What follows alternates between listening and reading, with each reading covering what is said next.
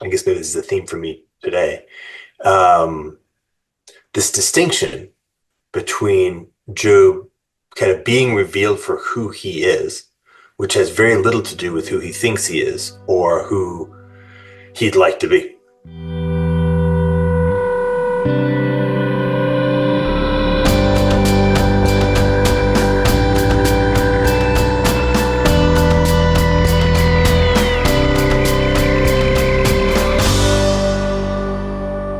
Well, thanks, Jordan, for joining me once again. We talked back in September. I remember. We talked about Job, and well, I was, I mean, that was a great conversation, by the way. Thank you so much for talking with me. And then I kind of, and then I've watched since then. You talked with Chad, you talked with Christian Baxter, you talked with Paul most recently. At least I viewed most recently. Mhm. um, and sort of been making your way around this little corner of the internet, as they call it. So I appreciate you talking with me because I feel like you have like this giant sandbox that you play in, and then I have my little sandbox. And I appreciate you coming and checking out what's happening in the sandbox over here. You got really neat toys over here. All right.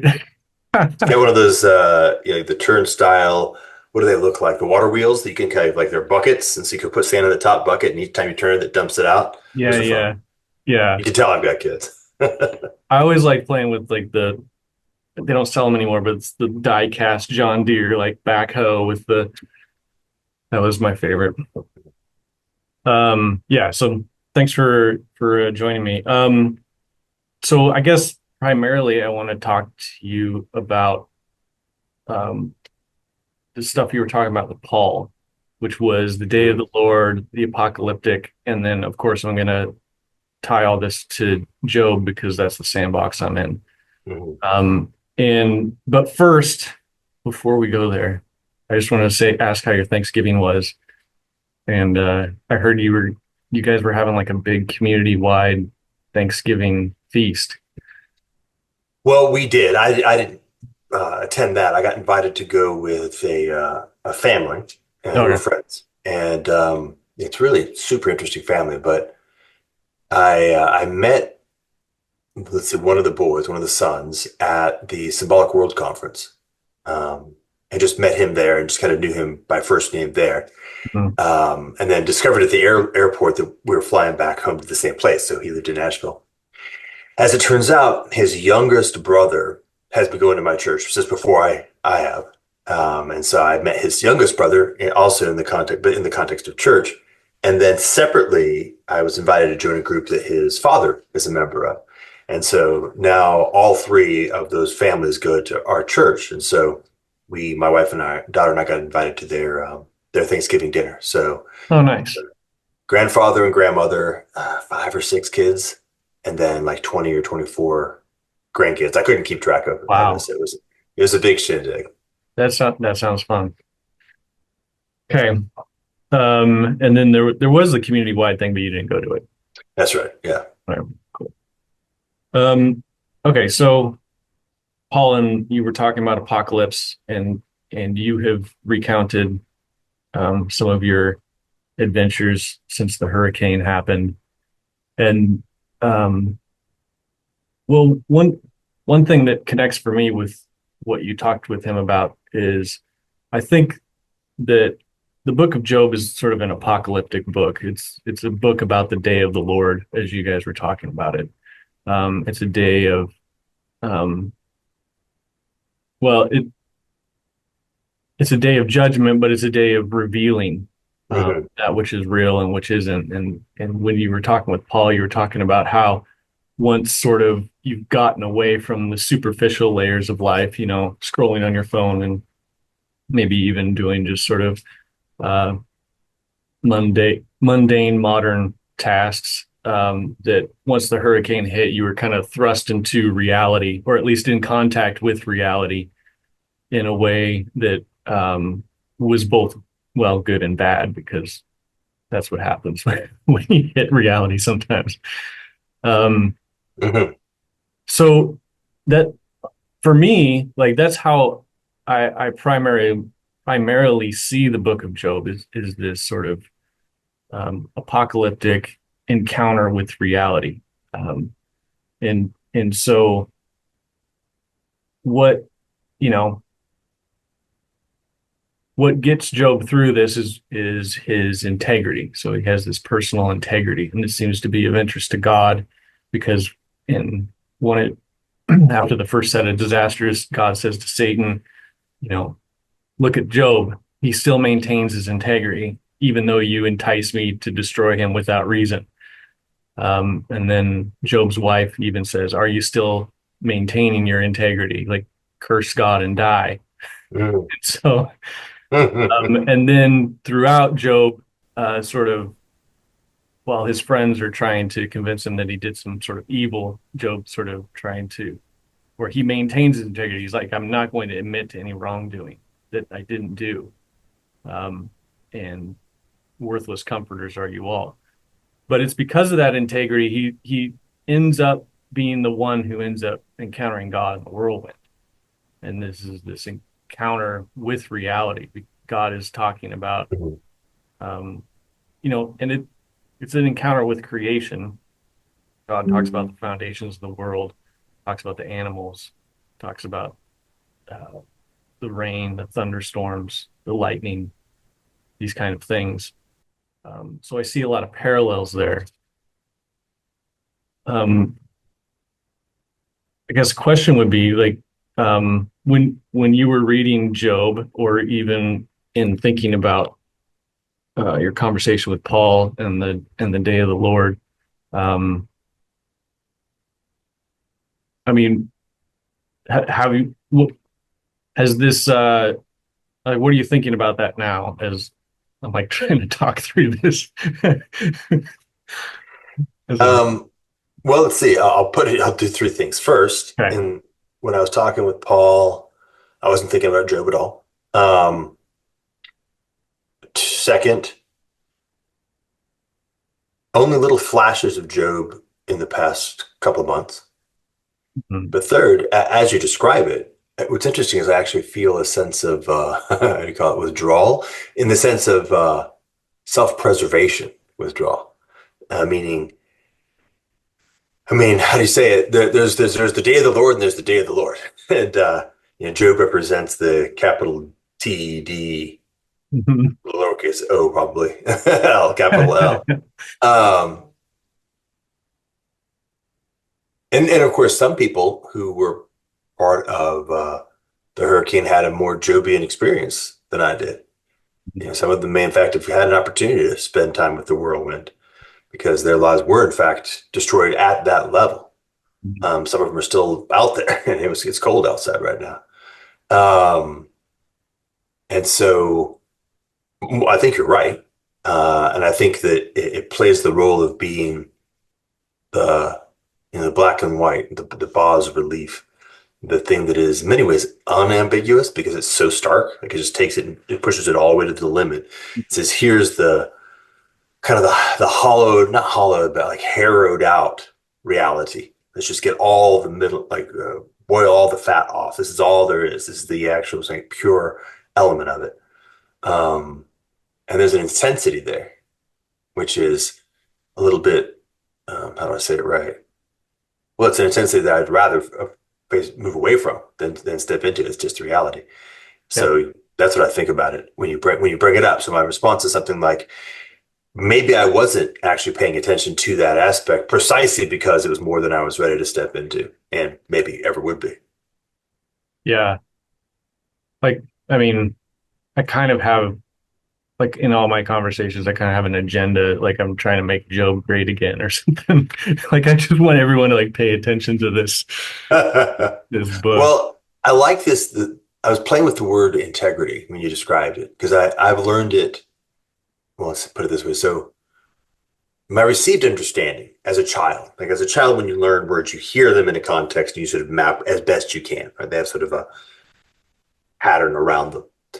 Um, and then as I got older, I began to realize that the word like integrous, like a boat that has integrity, won't sink, right? It doesn't it's watertight, and something that is a well integrated whole. That was to integrate, to bring a multiplicity together into a wholeness. To use language is probably very TLC.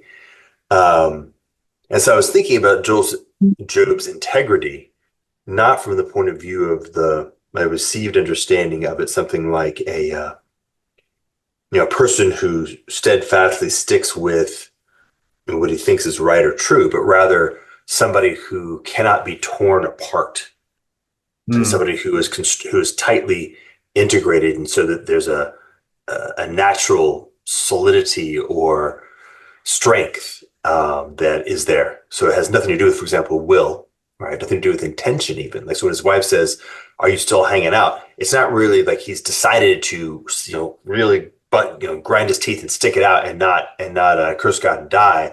But rather, there's something about the actual nature of the material out of which he is made, irrespective of his particular preferences. That is what is showing up.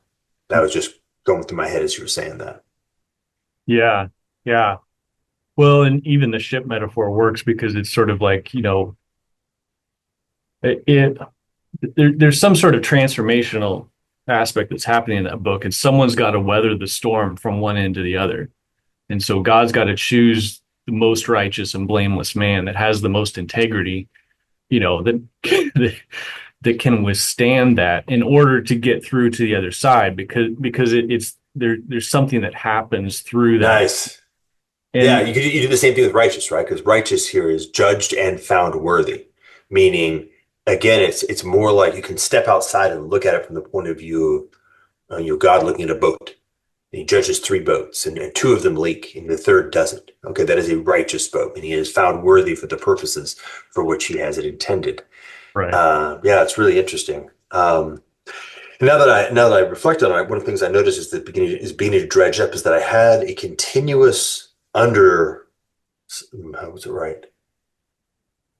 Unconscious, ever just at the very edge of consciousness, awareness, or thought that kept popping up. That was something like, this is preparation for more, meaning that the process we went through here in the context of the hurricane was like a trial run or a preparatory process to make us more conscious of all these things, so that in fact, and think about it in terms of, again, like working, like if you're working on an alloy or working on a metal, if forge it properly, it has more integrity. It is a stronger material, something like that. Right, right, right. Yeah, there's also a connection between integrity and virginity, because that Mary has, that enables her to bear and bring forth Christ. That's maybe a little bit um afar. I can see it. No, I'm remembering it from that meditations on uh, Yeah, yeah, tarot. He talks about that very specifically, and I'm trying to remember because it's really good, but it's pre flood, so I can't. It's a little bit fuzzy for me. yeah, yeah. So so like there's we talked about that transformational aspect, like we've talked about in terms of P mind and transcendent mind, and that's that encounter with reality is the transcendent mind, and the perspectival mind was um the there's the perspective at the beginning that Job is sort of through the disasters, he's uh it shed off of him. He doesn't have it anymore. This and it's primarily just the idea of um it they call it the people that write about Job, they call it the retribution principle, or the theology of retribution, or the principle of retribution. Just that if you do good, good things happen. If you do bad, bad Uh-huh. things will happen. And and Job ends up being thrust into this world where he has been good and now bad is happening to him. And he has to make sense of this. And so, like, in this sense, Job is a little bit of theodicy, but Job is a righteous man that's being chosen to suffer. Like, it's made clear in the introduction that he's righteous and chosen to suffer. And you're just like, why? And there's the bet with Satan and stuff, but all of that just seems like it's a little superficial. Like, you can sense the Satan's motivation, where he wants to put this to a test because he thinks there's some corruption at the core of Job. But why would God entertain this? He could just say, no, I already know Job. I know that his heart is righteous and you can go kick rocks. But God entertained, like God almost like moves it along. Like, what are you doing, God? And it seems like God needs this sort of transformational process to happen. Um, and well, let me go at it this way. You might find this interesting.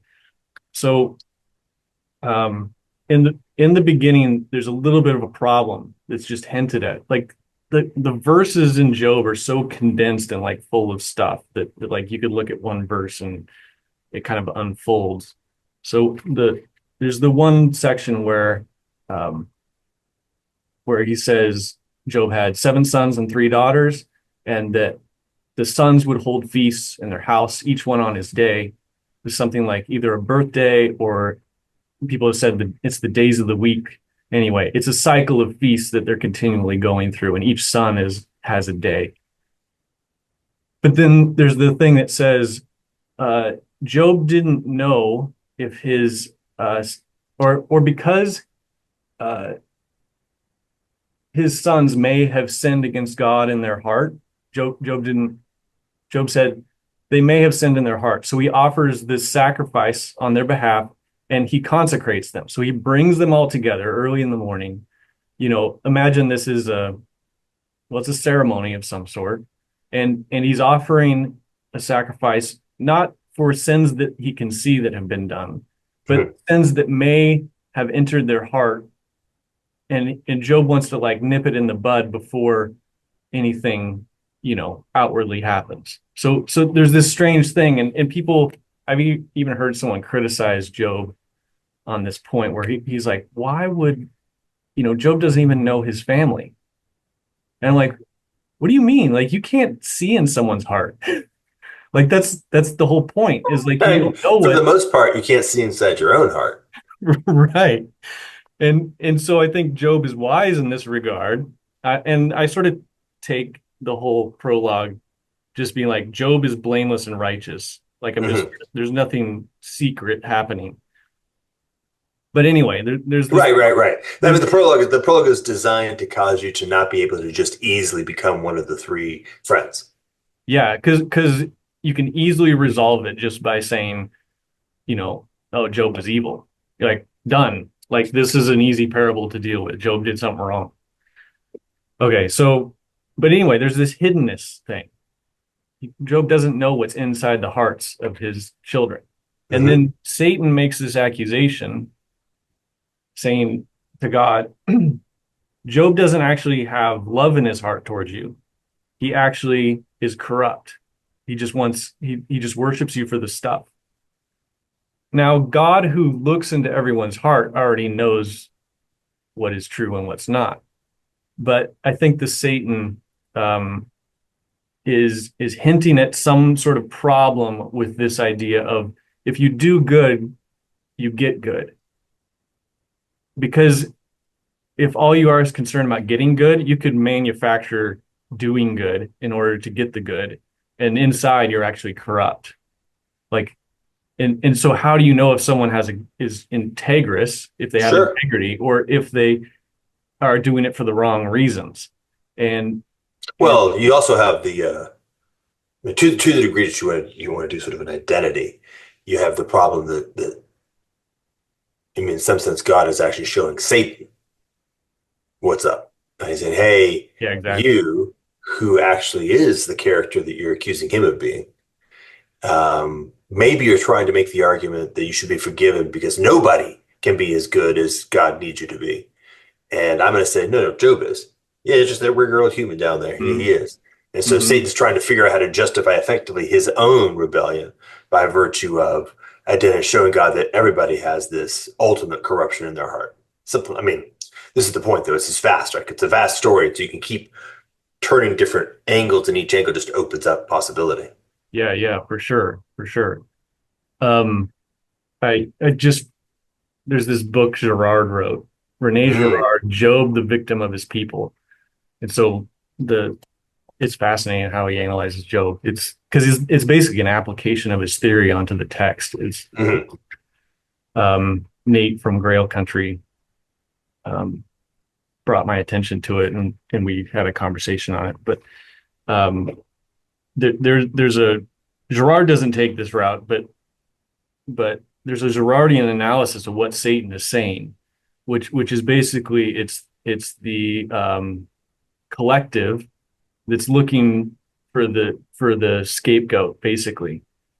And what Satan has deemed, well, I think Satan's point is that basically all of humanity is corrupt, and that God's Mhm, foolish mhm. for even, you know, having for creating us to begin with. But then, Oh, yeah, nice. You can also imagine that there's a whole lot of backstory we don't know about. Maybe Satan's been pitching a new creation. It's like, hey, why don't you let me just recreate everything? This is a mess. Just go do the flood times 10. Just take it all the way back down to studs and we'll redo it. yeah, It's like a little yeah, bit like Sodom and Gomorrah, right? Hey, look, let me find just one uncorrupted heart and we'll keep it.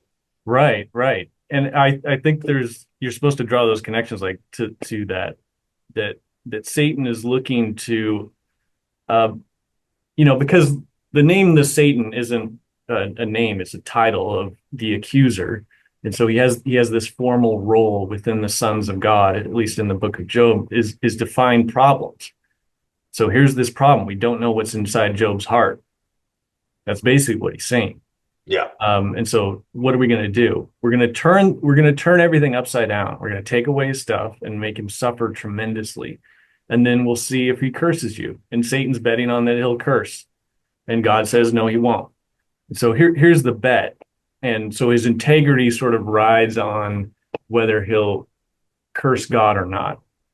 And and so that provides like this tension in the book. Um, but for me, like this whole process is about revealing Job's integrity to Yeah. to everybody because the Girardian take on what Satan's saying is that everyone's thinking this in the back of their mind. Like when Satan's walking back and forth on the world, he's hearing conversations about who people think Job is. And there's actually like this collective murmur that's happening that he's not actually a righteous man, that there's actually a corruption underneath.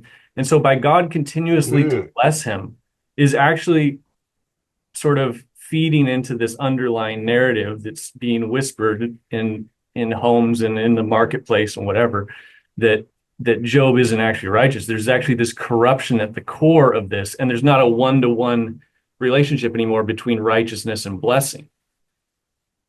So by God making a one-to-one by blessing him for being righteous, there's still this underlying problem of the hiddenness of and this possibility of introducing this idea of there's a corruption. Well, let me throw something else out there before I'll grab that one and keep going. But one of the things that came to my mind was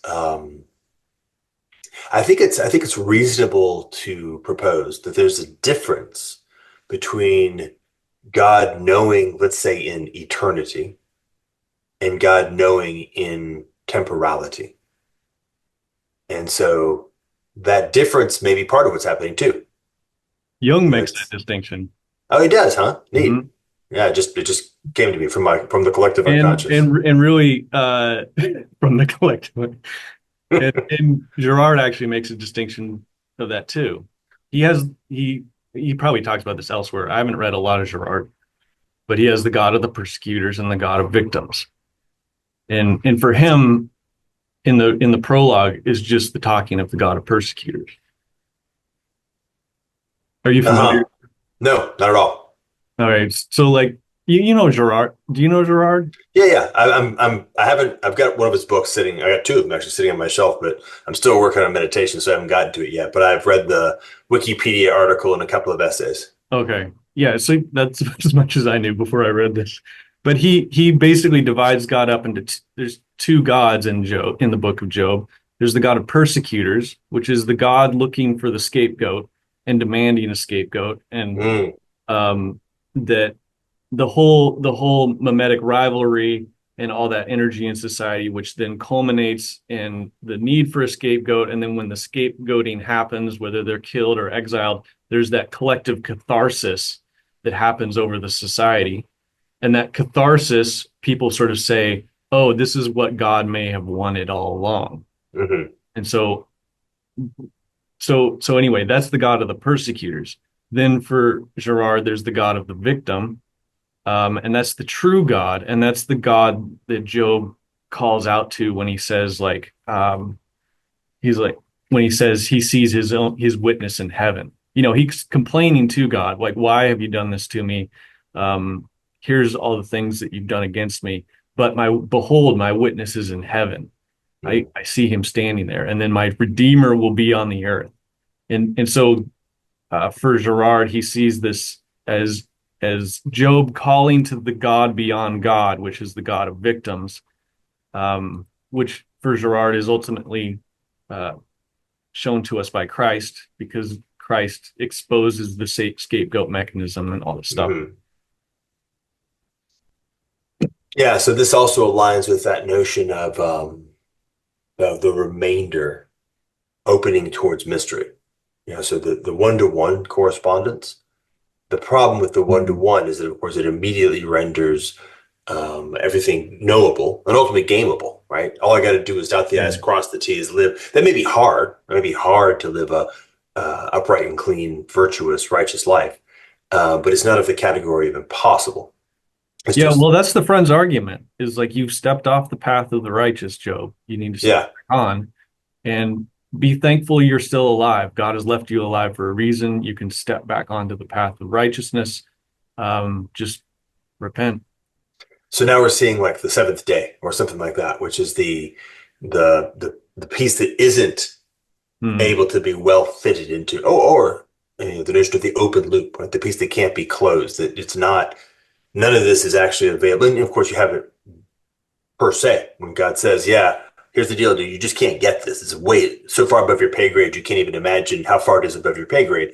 And that's kind of the point. So if it's reducible to one-to-one correspondence, that means that it's also reducible to a closed system. Right? It ultimately is Yeah, yeah. something that an adequately virtuous human could live up to it. And part of the point is both, right? Both that um, it's, how to say it right? This is just tricky. It's not that the remainder is an overhang of entropy or an overhang of chaos or an overhang of harm, but rather it is an overhang of grace, that your ability to achieve righteousness is strictly limited and therefore impossible. And therefore, the remainder must be dealt with entirely by grace. That's interesting. Because I almost see the remainder as just something that's intrinsic about things being hidden. So when I say, like, Job couldn't see within his son's hearts, and like people couldn't see within Job's heart, and so when you introduce the idea of there could be this corruption there, then it can start to undermine the one-to-one. But that seems like it's a fundamental thing that doesn't have to do with uh, grace or anything per se, but it's just a fundamental thing between two finite beings. Right, right. But if you take it and you just sort of take the notion of take your finite being, so let's imagine Job's heart spectrometer. Right? He can see his son's heart. He Right. gets a better one, right? He gets a more refined one, so he can see more deeply into his son's heart. I'm doing kind of like a Leibniz thing here. So you can see more. You've extended the field of your finitude to include more of reality. And you do it again, and you do it again, and you do it again forever, right? And so this is, the limit as x approaches infinity. The point is that it has nothing to do actually with the nature of the finite being limited, but with the nature of the infinite being unlimited. And so the relationship between the finite and the infinite must always be governed by the infinite, which is to say, must always be governed by grace. And so it Yeah. doesn't matter how virtuous you are in the category of the finite, even if you are your virtue as X approaches infinity, there will always be an actual infinite amount of remainder, and anything can happen in that context outside of Right. your control, let's say, or Right. your mastery, or even your responsibility at the end of the day. Right. Which is which is I think this is for me, this is why it's so troubling why God would do this to Job, or why it becomes a problem. Because he knows that men are finite. And this is even sort of Job like brings this up. He's like, what do you think I am? Do I have the strength of stones? Am I made of iron? You know, these kind of he's like, I'm like a leaf being chased by the wind. And why are Mm, you paying attention to me? What? And he even says, like, just leave me alone just for a little while. mm, He's like, why are you making such a big deal out of me? He's like, and so there is this sort of strange thing where the infinite is sort of focused on the finite for some reason. And it's, well, and I think it's so that the heart of Job, or the integrity of Job, can be revealed to the world. And this is what happens between the beginning and the end of the book of Job, is that the integrity of Job is revealed. And how do you look inside someone's heart to see that? Well, you can't see inside their heart. So Job has to be put through this. And so in it's Job mm, is put through this because God wants, I'll use very religious language. God puts Job through this in order to glorify Job, mhm. because only God can see his heart, but he wants everyone to know it, and Including Job, by the way. including Job. And then it also is to address that collective problem of the idea that there's some sort of corruption at play at the heart of things. Interesting. So let me flip it back to the day of the Lord. Mm.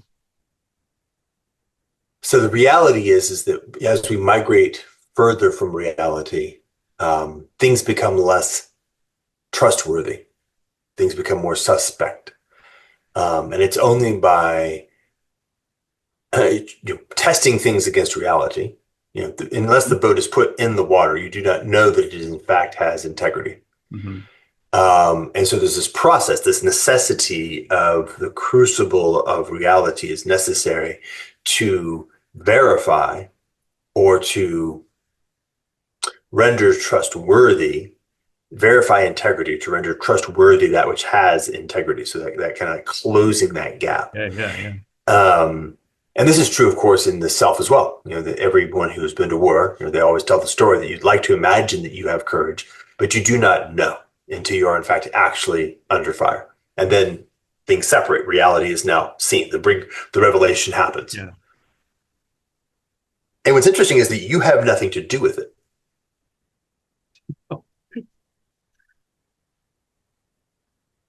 Yeah. Just go through it. You just go through it, and it is what it is.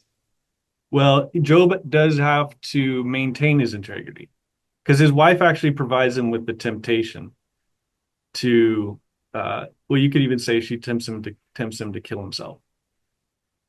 Well, this is interesting, right? Because you can keep flipping it. I think flipping it is exactly right because we're dealing with the human problem. Because is he? Is he capable of any of that? Maybe not. Maybe all of this is just to reveal to himself that he is made of stern enough stuff, that he is made of Mhm. stones, right? That the part of him that thinks that it gets to make choices is like complaining about the fact that it can't hold up to what's happening. But the part of him that is actually what makes choices is holding up to what's happening.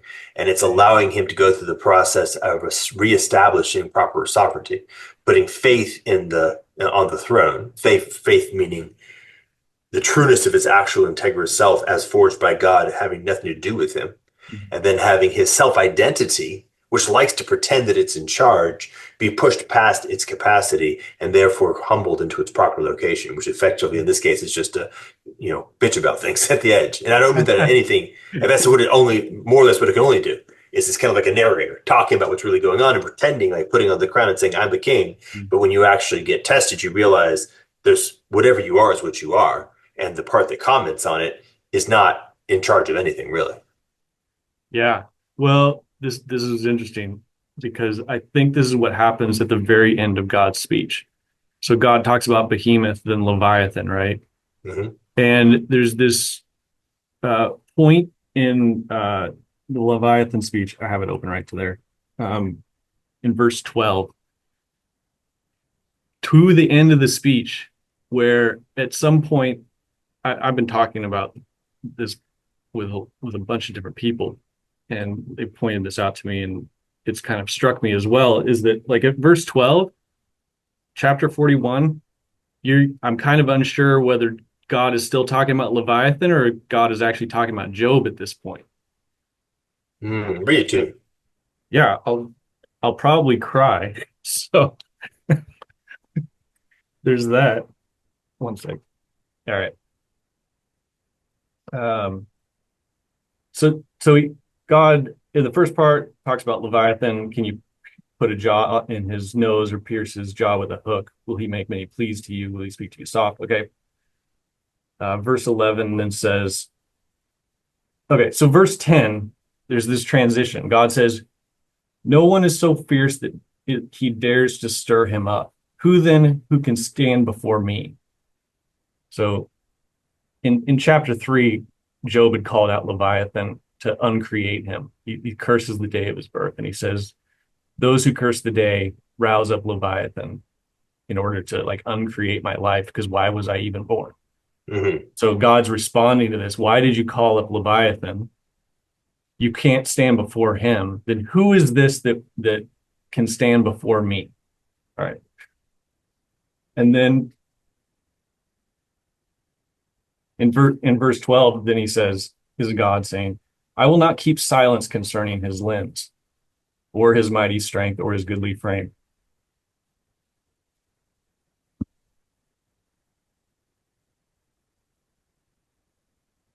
Who can, I can't even read it. Who can strip off his outer garment? Who can come near him with a bridle? Who can open the doors of his face? Around his teeth is terror. His back is made of rows of shield, shut up closely as with a seal. One is so near to another that no air can come between them. Um, and think, Job has this skin disease. He's covered in these scales. He's he's in one way sort of become Leviathan, and he's completely um, sort of made a mess of his friend's uh, worldview and this theology of Mm. retribution theology. Mm. So Job has become Leviathan. I'll just read a little bit more. I got myself together. One is so near another that no air can come between them. They are joined one to another. They clasp each other and cannot be separated. His sneezing splash forth light, and his eyes are like the eyelids of the dawn. Out of his mouth go flaming torches. Sparks of fire leap forth. Out of his nostrils come forth smoke, as from a boiling pot and burning rushes. His breath kindles coals, and a flame comes forth from his mouth. In his neck abides strength, and terror dances before him. The folds of his flesh stick together, firmly cast on him and immovable. His heart is as hard as a stone, as hard as a lower millstone. When he raises himself up, the mighty are afraid. At their crashing, they are beside themselves. Though the sword reaches him, it does not avail, nor the spear, nor the dart, nor the javelin. Counts iron as straw, and bronze as rotten wood. The arrow cannot make him flee. For him, sling stones are turned to stubble. Clubs are counted as stubble. He laughs at the rattle of javelins. His underparts are like sharp potsherds. He spreads himself like a threshing sledge on the mire. He makes the deep boil like a pot. He makes the sea like a pot of ointment. Behind him, he leaves a shining wake. One would think the deep to be white-haired. On earth, there is not like on earth there is not his like, a creature without fear. He sees everything that is high, and he is king over all the sons of pride. And it's at that point that, Job says, I know that you can do all things, and no purpose of yours can be thwarted. So it's like this double imagery between Leviathan and Job. And God there is actually praising Job for what he just had done throughout the middle section of the book.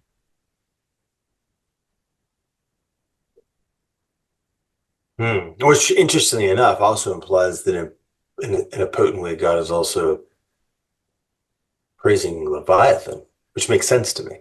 Yeah, he is. Which is this, Job's life is turned upside down. There's this flip, but also the book of Job itself is like this upside down book inside the Bible itself. It's and it seems to be there to sort of reveal what God sees in man, Hmm. or what God has created in man that makes him good. And in just reading Job's speeches, like it's laments, it's arguing, it's it's he's having these sort of revelations of the afterlife and other things. It's not, a heroic stoic hero that's, standing on top of the mountain unfazed. Right. He's just a man on an ash heap. He's phased. Totally phased. And it seems like the phasing is part of like if you're integrous, your laments are part of what it's all part of it. Part of Yeah. integrity. Yes, that's right. That's right. Ah, man, that's intense. Let me share one more thing with you and see what you think about this. So I've been trying, I'm always trying to square how did Jesus and Job relate? And there's ways which Job is like a type that comes before Christ. But there's also a way that Job is kind of a mirror image. They're like reflecting. And someone had told me about this image of Jesus walking on the water. Mm. I may have mentioned this last time we talked. Jesus is walking on the water, and he's walking on the surface, but underneath is Leviathan, who's sort of meeting each of his footsteps with a fin. And the image there is the Leviathan we see in the Psalms, the Leviathan that's playing in the sea. So this is Leviathan playing with his master. So and the surface of the water is a mirror. So there's this strange mirror image. This is about as close as I've gotten to this is the image that I think in my mind when I'm thinking about the relationship between Job and Christ. It's something like their footsteps, are meeting each other, but it's like they're reverse. Job's underwater. Because Job goes through the other thing is Job goes through this all unconsciously. He's not aware of anything. He just is like thrust into it. And Christ is almost like it's unbelievable how conscious he is aware of what he's going into and what he's about to do. And that's another way they're sort of mirror images.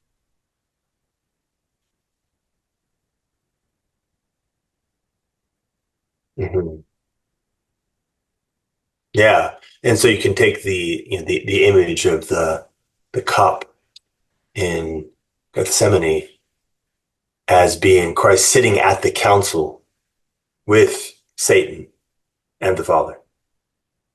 And Satan, Father saying, this is, as we all know, this is what's going to happen. And Christ going, yeah, that's right. I remember that. Right.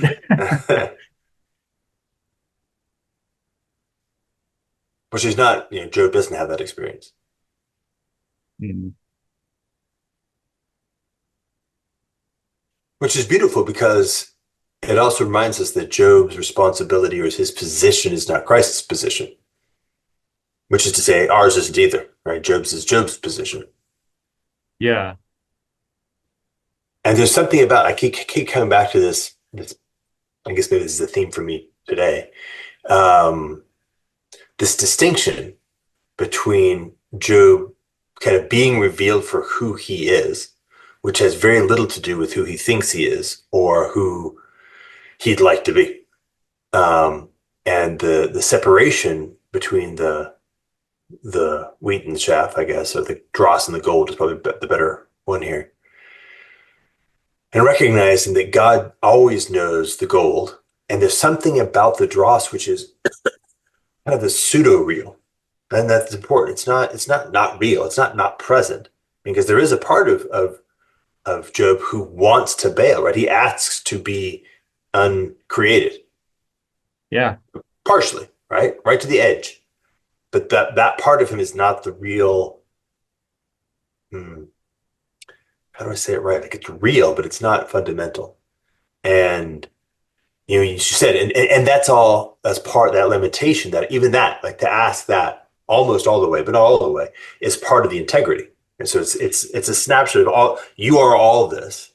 All of this is you. You're not just the stoic who can take it all and like not complain. You're the guy who simultaneously is going to complain and take it and continue to stay with, be steadfast. You're all of that all at once, my son, and I love you, like that. And that snapshot of being able to be aware of the fact that your integrity is your integrity. Your integrity has nothing to do with your will. Again, like, it's nothing to do with your ability to be other than who you are. It has more to do with your ability to simply be who God made you to be, which weirdly enough you can't avoid doing. And this is right. This is like a deeper thing than the notion of retribution theology, because the whole point is to say it's not about you. How do you say it? Obeying the law. Right? It's not about you reading the book and then answering the questions correctly. That's actually a very nice way to put it in the contemporary context. It's more about you cultivating in yourself the embodied experience of the reality of who you actually are. Yeah, I think that's a great way to put it. And you have to have that sort of encounter with God. Yeah, it's there's that experience happens on the day of the Lord. Yeah. Hmm. Well, that might be a good place to end. Wow, that was quick. Since I know that time flew. Wow. I want to jump off into this other thing, but it's going to take too long. And so I would love to talk to you again in the future, but thank you so much for talking with me again. And my plan is to just get people thinking about Job. Nice. Well, I admit that I'm surprised that you think that I can be helpful, but if it seems that I am being helpful, then I'm very glad to hear it, and look forward to our next conversation.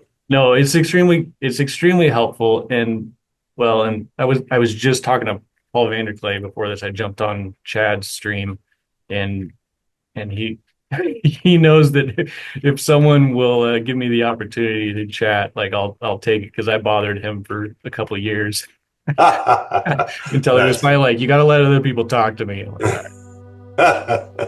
Okay, Wonderful. well, Okay. thanks, Then I will Jordan. definitely talk to you again. All right. Have a good one. Bye.